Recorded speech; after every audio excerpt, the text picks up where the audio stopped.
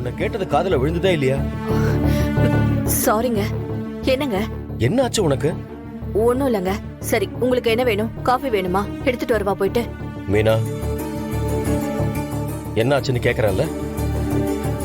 அப்படி என்ன சிந்தனை உனக்கு? எல்லாம் உங்க தங்கச்சி மித்ராவை பத்தி தான். மித்ராவை பத்தியா? அவளுக்கு என்ன? அவளுக்கெல்லாம் ஒண்ணும் இல்ல. அவ பண்றதுதான் ஒரு மாதிரியா இருக்கு. ஏய், சுத்தி வளைச்சு பேசாம நேரா விஷயத்துக்கு வா.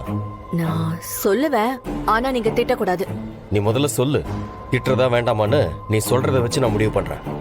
இல்லங்க, இன்னைக்கு ஆதி கிட்ட உங்க தங்கச்சி ஒரு தாலிய காட்டினாலே பாத்தீங்களா?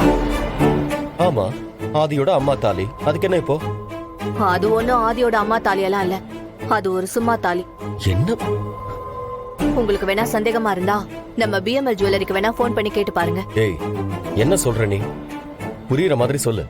உங்க தங்கச்சி இன்னைக்கு காட்டினது ஆதி அம்மா தாலி கிடையாது. நேத்து அந்த கடையில வாங்கின தாலி. இப்ப புரியுதா?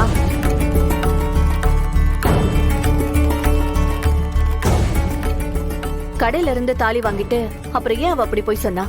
அப்படின்னா அவ அந்த அளவுக்கு ஆதிய லவ் பண்றான்னு அர்த்தம். அவ கல்யாணம் பண்ணிக்க மாட்டேன்னு சொன்னதுக்கும் ஆதிதான் காரணம். இப்ப கல்யாணம் பண்ணிக்க போறதுக்கும் ஆதிதான் காரணம். ஆதி அவளை எந்த சிச்சுவேஷன்லயும் பிரிஞ்சிடக்கூடாதுன்னு தான் இப்படி எல்லாம் அவ பண்ணிட்டு இருக்கா. அவ ஆதி மேல வச்சிருக்கிற லவ் எனக்கும் தெரியுதுங்க. ஆனா இப்படியெல்லாம் பொய் சொல்லலாமா? 1000 பொய் சொல்லி ஒரு கல்யாணம் பண்ணலாம்னு சொல்லுவாங்க. அவ ஆதிக்காக எத்தனை பொய் வேணாலும் அவ சொல்லுவா. ஏன்னா அவ உலகமே ஆதிதான்.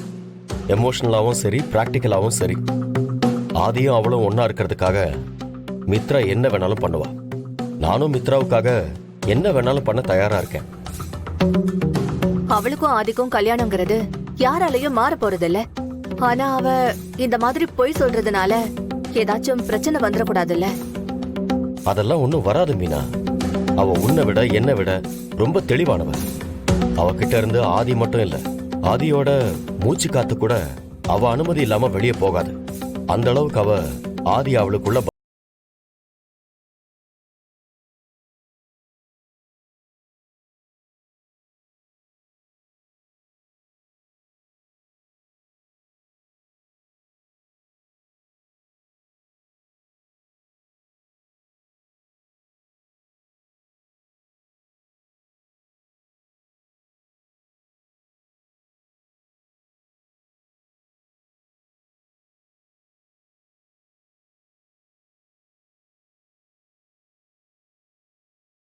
ஒண்ணும் இல்ல.